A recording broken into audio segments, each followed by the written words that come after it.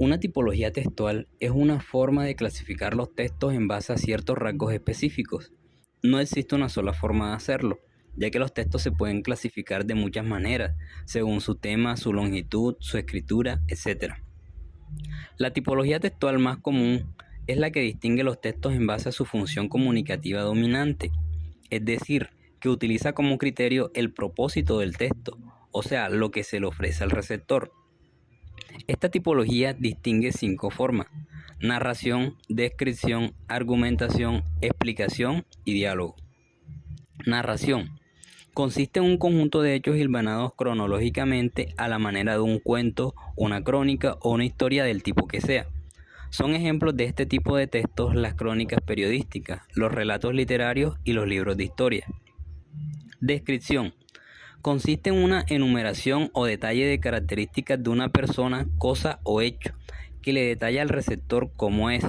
Son ejemplos de este tipo de textos las fichas de las obras de arte de un museo, los retratos hablados que las víctimas de un robo dan a la policía, y la poesía o las canciones que describen los estados de ánimo del autor. Argumentación. Consiste en un conjunto de razones que buscan influir en la opinión del receptor respecto de algo, o que lo invitan a emprender una conducta determinada, convenciéndolo a través de argumentos. Son ejemplos de este tipo de textos las columnas de opinión en el periódico, las arengas políticas que se hacen en campaña electoral y las monografías que sostienen un punto de vista académico respecto de una materia. Explicación. Consiste en una serie de datos, informaciones y detalles objetivos cuyo fin es brindarle al lector algún tipo de conocimiento o de saberes, sin una intención abierta de decirle qué debe creer o cómo debe pensar al respecto.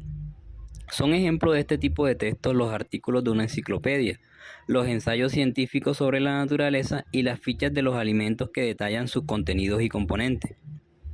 Diálogo.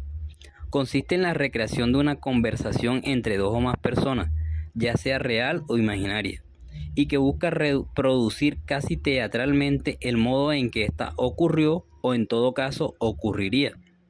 Son ejemplos de este tipo de textos las conversaciones informales que tenemos con alguien en la calle, los diálogos socráticos que escribió el filósofo Platón en la antigüedad griega o las conversaciones ficcionales que tienen los personajes de una obra de teatro.